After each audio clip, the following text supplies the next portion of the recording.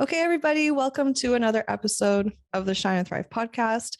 I'm so excited because I have Cassie here. And I'm going to just dive straight into introducing Cassie to you. And then I'm going to talk to you about what we're going to talk about in this episode. And then we'll dive into all the learning. So, Cassie Cetlin is a Toronto based wedding and family photographer for couples who want to live in the moment. She describes her style as dreamy and modern, and she started her business in 2020. And guess what? Things actually exploded unexpectedly fast for her.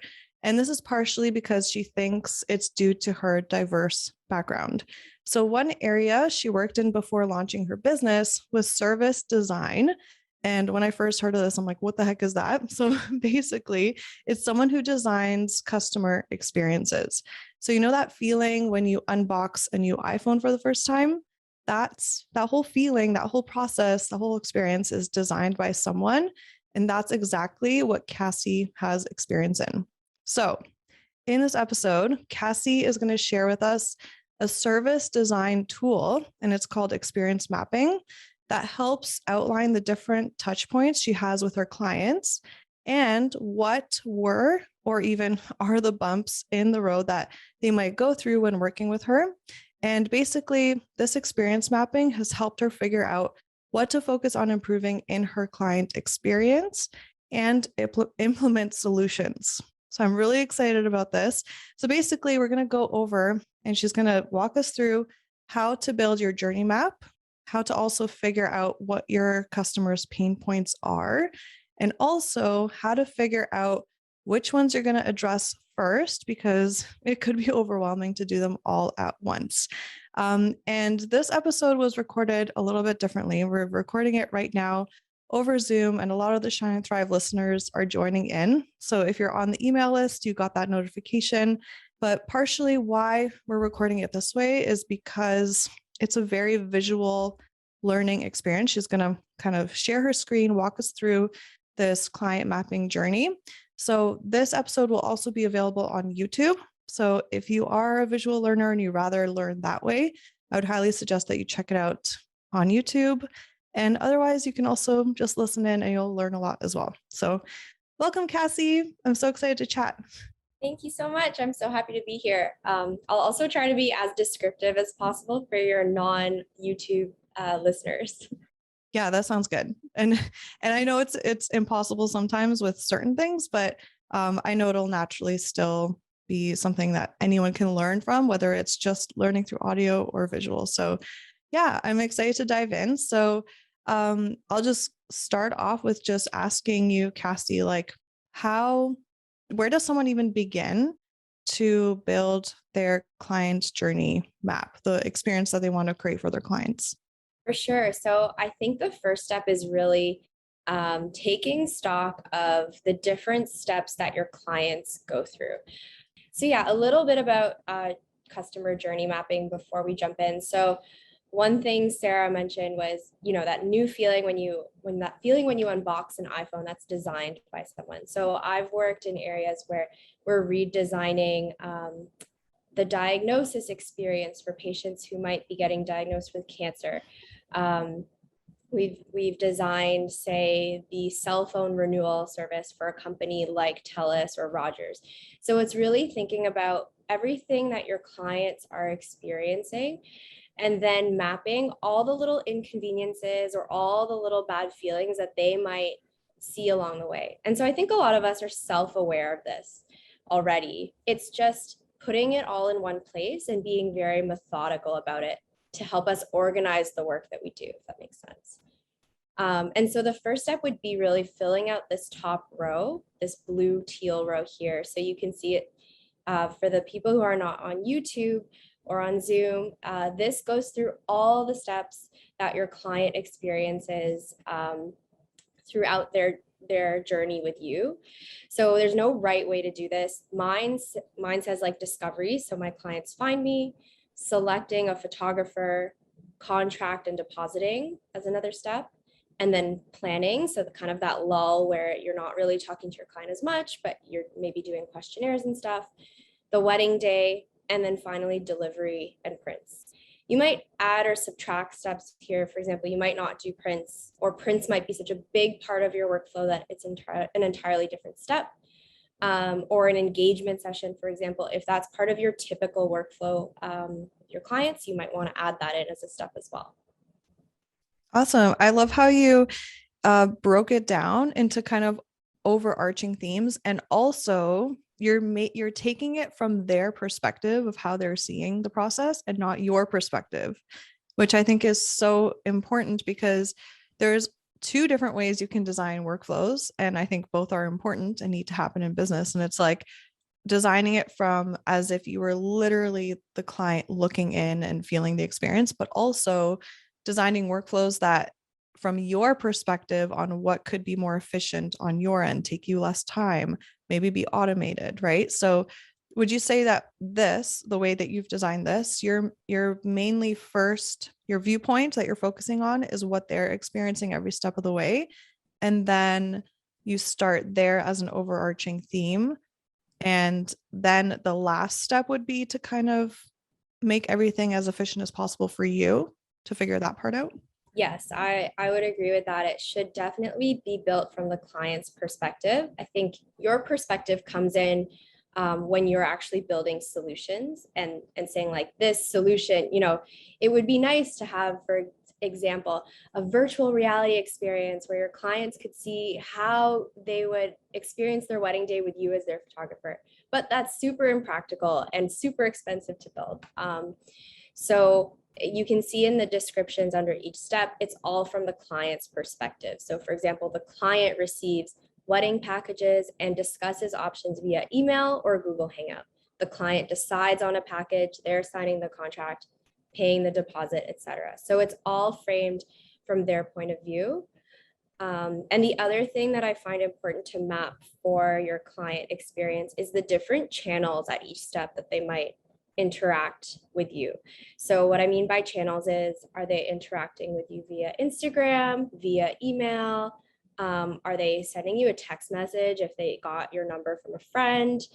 The reason it's important to map those is because ideally you want your client experience to be as consistent as possible between the channels. So you don't want them seeing something different on your website than on your Instagram.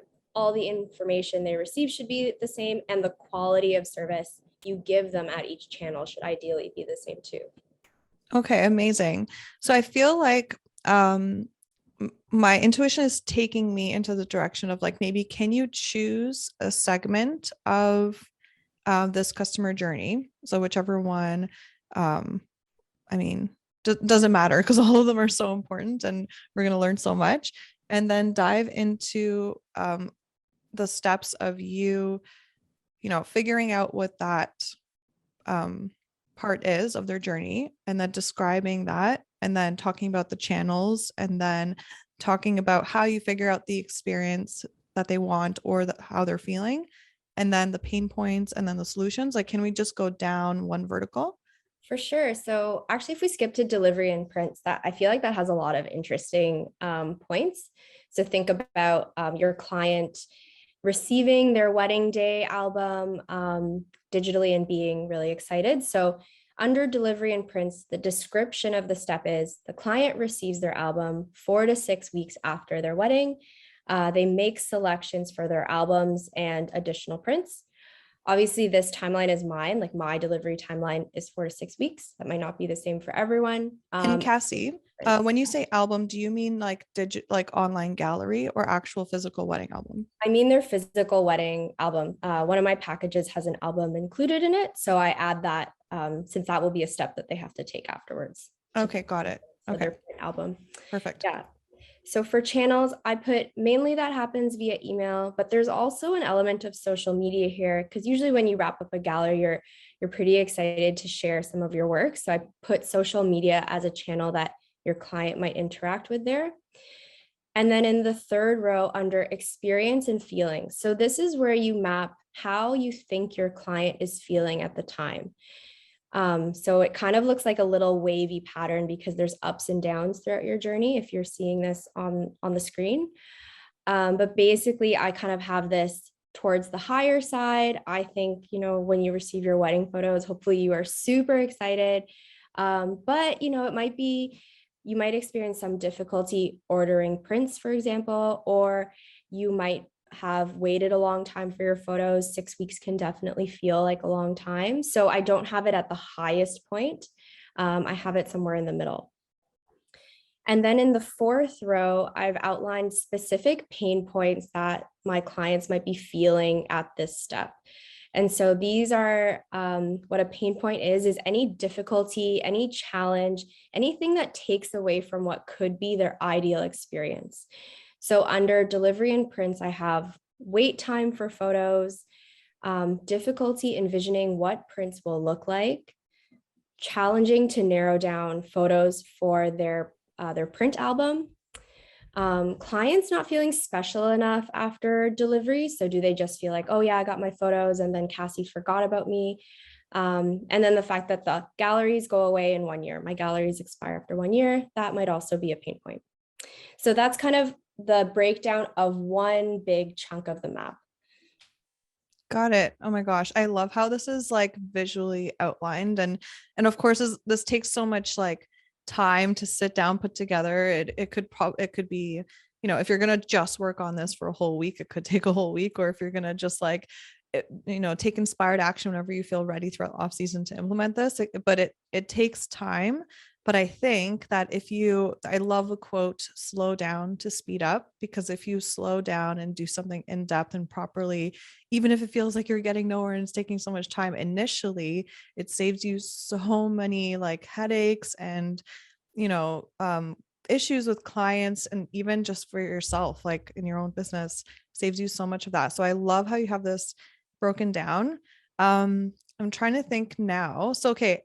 For example, if a photographer is trying to figure out pain points that someone could feel in the process, but maybe they're having like a harder time of putting themselves in their shoes, what is a way for the photographer to be like, okay, during this part of the process, let's see actually, which one would I choose? A pain point for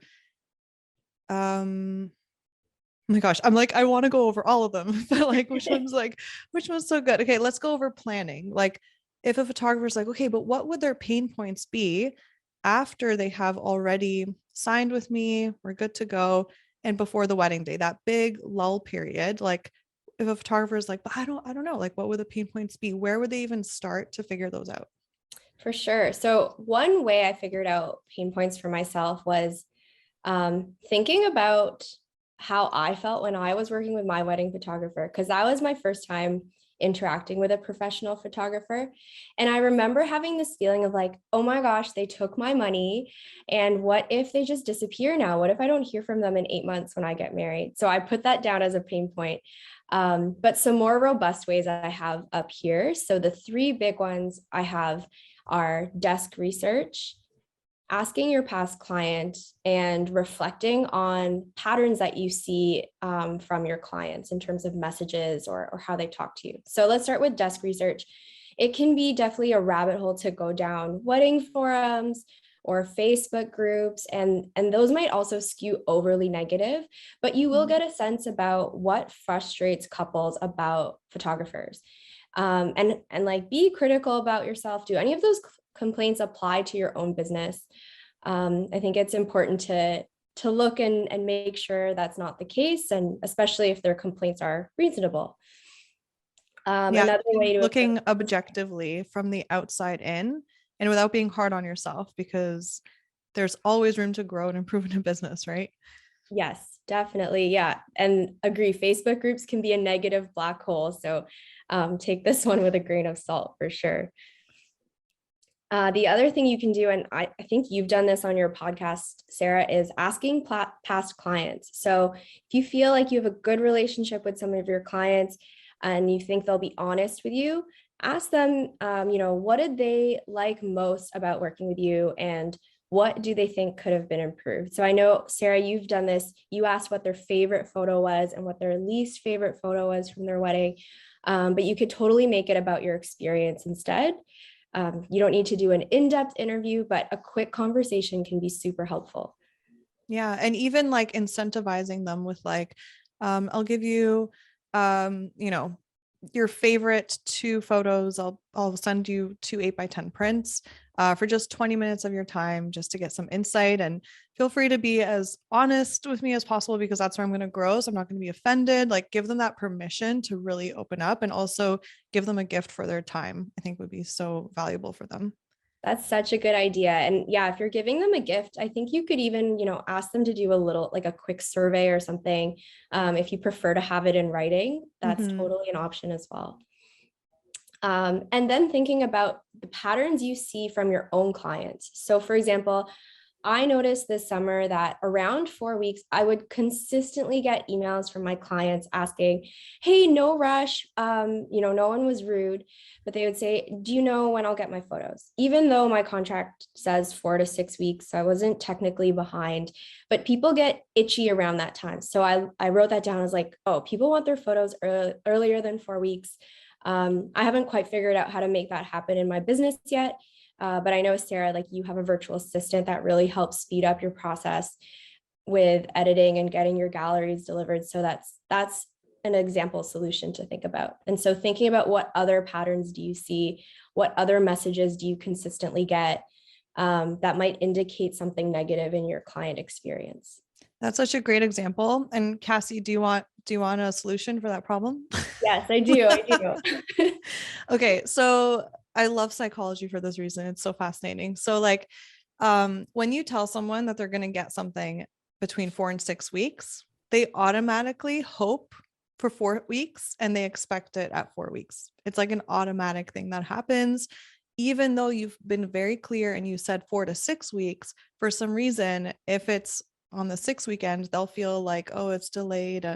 It'll create that experience, that feeling of like, oh, like I got the results that isn't the best in that kind of possible scenario.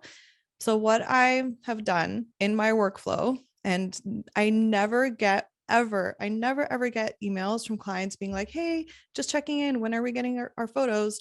Never, because of this simple thing.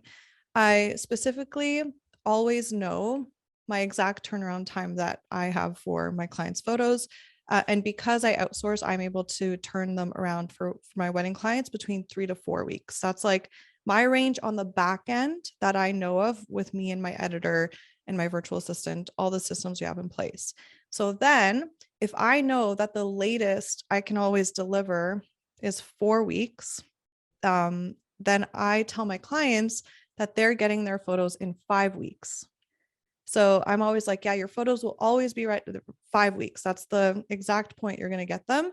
And then what I do is I under promise and I over deliver on purpose.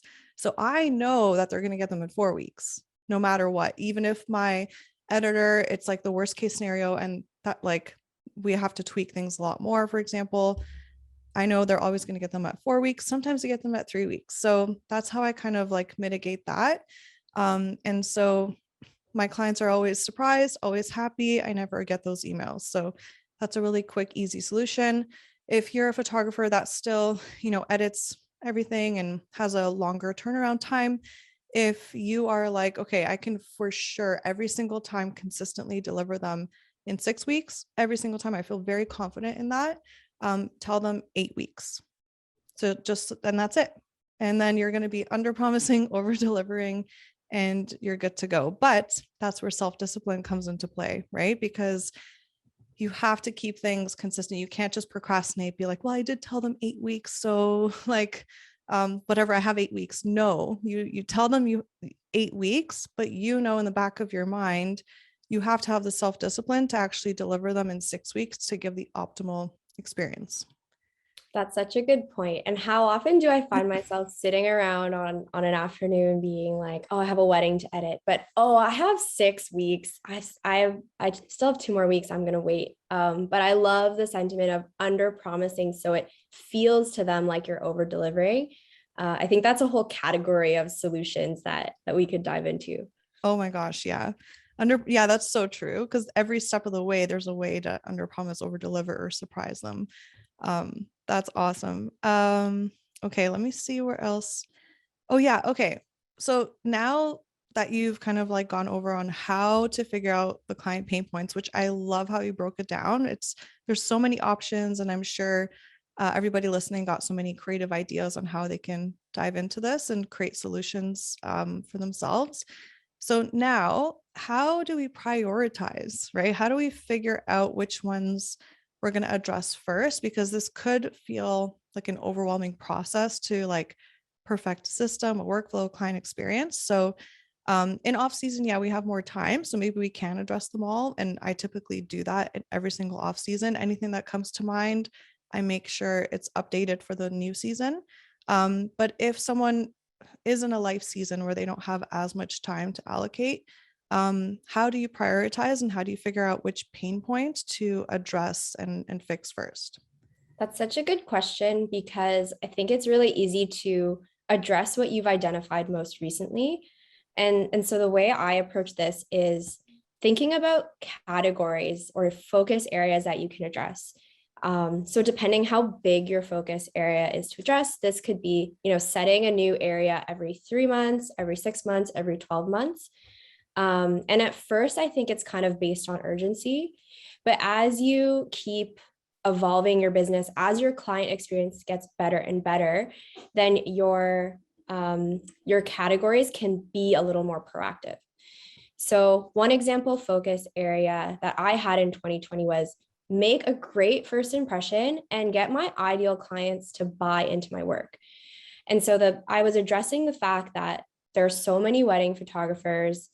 I didn't have a consistent editing style yet, and that a lack of wedding content was really deterring any potential clients.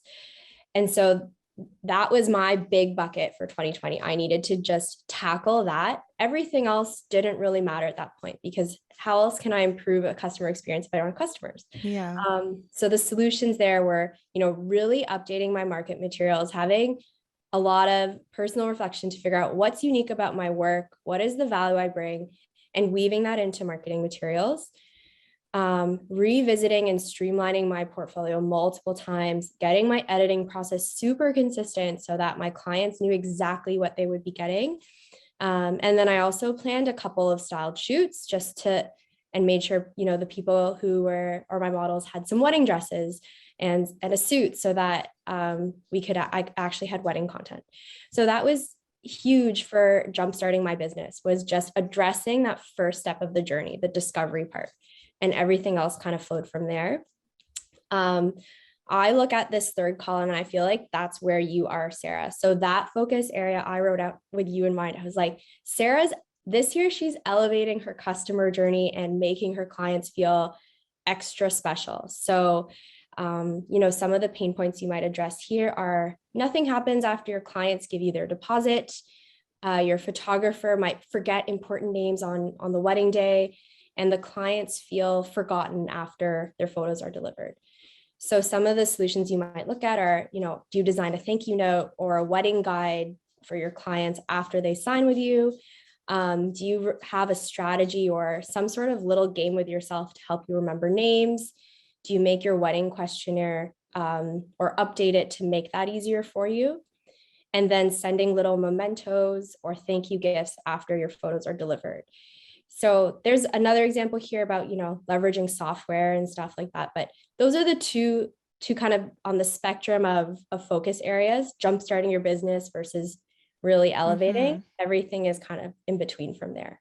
I love that. And for those of you listening and not visually seeing the presentation, I just want to share with you the 3 example focus areas that Cassie wrote out here, because I think it actually breaks down in a really cool way how you just said, like, okay, where do you focus on when you first start your photography business? And then when you're kind of like a couple years in, what do you want to focus on to improve systems? And then when you're maybe like 4 or 5 years in, what do you keep focusing on year over year over year? So the first category that she mentioned for like if you're just starting out is, okay, focus on building the client experience that will make a great first impression and get your ideal clients to buy into the work. So you're focusing on actually booking ideal clients that align with exactly what you're offering and that they will value what you offer. And then the second part, which you probably would work on while, it's that year where you're waiting to document their wedding day, you're still building your business, is learning how to leverage best in class software to support a seamless client experience. So I remember when I first started my business, I just was like, oh my God, I actually remember I would like print out contracts, physical contracts, have to meet up with the couple in person for them to sign it. And that took so much time, not only for me, but for them to like schedule that call and all of that. And I was like, there must be a better way. Like it has to be more efficient than this. So at the same time as I was learning how to make a great first impression and book my ideal clients, I was also learning how to pick which CRM I was going to go with and dive into having digital contracts for people to sign for it to be easier for me and for them as well. So yeah, it would be that kind of like, okay, as your business grows, you're booking all these amazing clients. Okay, how can you make the back end more efficient? And then the third step is every single year consistently elevating the customer journey through any little thing counts. Even just how Cassie said how when she first booked her wedding photographer, she had this feeling of like, holy shit, I just spent so much money. Do I trust that person, right? That is why, like, for example, for me, as soon as they sign the contracts and the deposit, I send them a handwritten thank you note with a gift card saying, hey, just want to thank you for trusting me. Like I literally say the word trusting to acknowledge that they might be scared that they don't trust me, but also to know that trust is really important to me. And I don't take it lightly, right? So I say, thank you so much for trusting me to document this chapter of your lives. I can't wait to meet you too and your family and friends. And then I say, I know life and wedding planning can get hectic, so please use the gift attached to spend some quality time together. Cuddles are recommended. That's literally this. I write the same thing every single time. It's like systemized, and I write it from the heart and I genuinely mean it to them, but it's just the best way to put what I'm trying to say. And they're always so surprised, like, wow, we were like overwhelmed with this like thank you note. And it's so simple. $20 gift card, handwritten thank you note, done, right? And it addresses that kind of big feeling that they're having. So that pretty much sets them up to trusting me that I have their back throughout the whole process. And it creates this like, trusting experience when we're about to have this lull of like not really communicating for like 8 months, right? Which I have other things set up, but yeah, I love how you broke this down. And I'm trying to think. So Cassie, how do you like, if you're like looking at your business, bird's eye view, objectively, you see what can be improved. How do you manage like the overwhelm of like, I have all these things to improve and all these things to do, because you want to fix them all at the same time. But again, overwhelm leads to paralysis and not being in action, right? Which then leads to more overwhelm. So what did you do to kind of be like, okay, I'm just going to focus on one thing at a time, like mindset wise? How do you program yourself to know it's okay with where you are and that it's important just to like focus on one thing at a time? That's so challenging. It's still a struggle. I still want to just always redo every piece of marketing material and change my software and send gifts to my clients. But you're right, you can't do it all at once. I think the way I look at it is um, what is actually really detrimental to your client experience. If something didn't happen, would it prevent your client from recommending you? And I think that's the big lens that I look at things at until you get to a certain baseline where you're like, okay, things are running smoothly. Okay, now how can I elevate? I think a good check and balance is you can see in this table for every focus area, there's only 2 to 3 pain points. So if you're focusing on more than 2 to 3 at a time, I would say that's a good check for yourself. You're trying to do too much at once. You're not going to think things through thoroughly. Um, I think of how many times I redid my pricing guide, for example. And if I had just sat down and actually really thought through everything that needed to be in there, I would have ended up saving time. So looking at all your pain points, yes, it can feel overwhelming.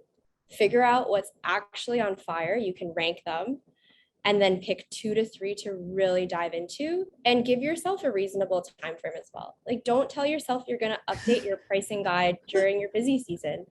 I think it's just, as you said before, being honest with yourself. It's hard though. I love what you said. What like rang so true for me is how you said, oh yeah, I updated up my pricing guide, like maybe let's just say 2 or 3 times, right? And you kind of did it more like probably a spur of the moment. I feel like if I don't update it, maybe I won't get as many bookings, and like I'll just make this tweak here and there. And if you had just maybe slowed down and dove in deep once, then maybe it would have been like you said, save time. It would have done, you would have been more impactful in how you changed it and all of that. And so that's actually one thing that I've noticed that feels so good is focusing in on one thing you're going to do, diving deep and having it set up. And once it's like you're done focusing on that, you feel so confident of how it's set up. It's like the best feeling ever. So I'm going to give you guys an example of one of these things. So I remember this was probably maybe 6 years ago where I had like part of my client experience that I already had set up was I had questionnaires that I was sending at different parts of the client journey. But I had it set up in a way where I literally had to remember to send it to every single client. I probably had 20 wedding clients, and I had to be like, okay, 5 months before their day, I have to send it on this date. And I would have to mark it on my calendar, and I would have to manually send that questionnaire and remember. And I have 3 questionnaires per wedding couple. So if you have 20 wedding clients times 3, that's 60 separate emails, 60 separate big important things to remember to send. And it would just like have this huge weight was like hanging over me. So that off season, I was like, I can't go another wedding season that way, because I want to be more focused on documenting wedding days and not try to remember what emails to send. So I was like, okay, let me dive deep into learning how to automate this in my CRM. So I use Pixify. And yeah, it was annoying. It wasn't the most glamorous thing to do. And it was like a more boring task. But what kept me going was remembering that, oh my gosh, how free, how creative would I feel during a wedding season to know that was well taken care of for me. My clients are well taken care of. And on top of that, I'm just able to just be more present on wedding days and throughout the wedding season on other tasks. So I dove in deep. And yes, it took like 2 to 3 weeks of like a lot of deep focus days to understand how to automate all of this and set it all up. But when you're like done and you've assigned it to the very last client, it's just kind of like, oh my gosh, now I get so much more free time. And on top of that, I feel so confident that they are so well taken care of every step of the way. It's like the best feeling ever. So if you're ever feeling overwhelmed or discouraged or even bored of the task, just like remember how it's going to make you feel down the line, how it's going to make your clients feel down the line, how it's going to positively affect your business. And that's what's going to like keep you going. And it's usually the thing that gives you the most like anxiety that probably needs fixing first.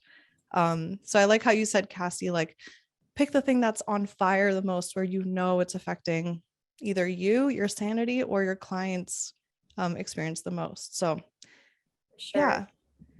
Yeah, I think the last thing I would say here is I did a mentorship session with a photographer, and we looked at my client journey together. And I think one of the things he mentioned was like, don't feel so much pressure to make this part of your client experience perfect.